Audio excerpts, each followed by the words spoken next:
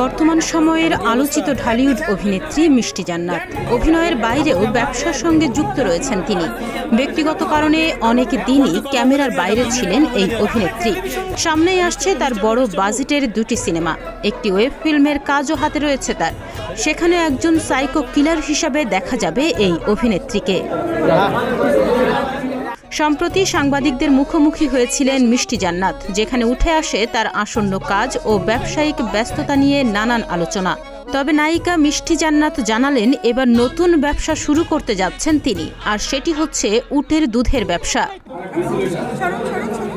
মিষ্টি জান্নাত বলেন, আমি উটের দুধের চা খাই। এই দুধের ব্যবসা বাংলাদেশে শুরু করতে যাচ্ছি, খুব শিগগিরই লঞ্চ করব।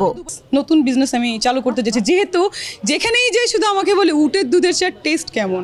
সো বাংলাদেশে মনে হয় না পাওয়া যায়, সো আমি এটা সবাইকে ব্যবস্থা করে দিব। কেন উটের দুধের ব্যবসা করতে চান এই অভিনেত্রী, তারও ব্যাখ্যা দিলেন তিনি নিজেই। বললেন, আমি যেখানেই যাই সেখানেই সবাই জিজ্ঞাসা করেন উটের দুধের চা কেমন লাগে। এখন থেকে আর সেই প্রশ্নের মুখোমুখি হতে হবে না। নায়িকা জানালেন, সংযুক্ত আরব আমিরাত থেকে উটের দুধ আমদানি করবেন তিনি। উটের দুধেরটা হচ্ছে আমি দুবাই থেকে ইম্পোর্ট করব। হয়তোবা দুবাইতেই আমি বলেছি আমার একটা ছবি দিয়ে দিবেন ওইখানে উটের সাথে।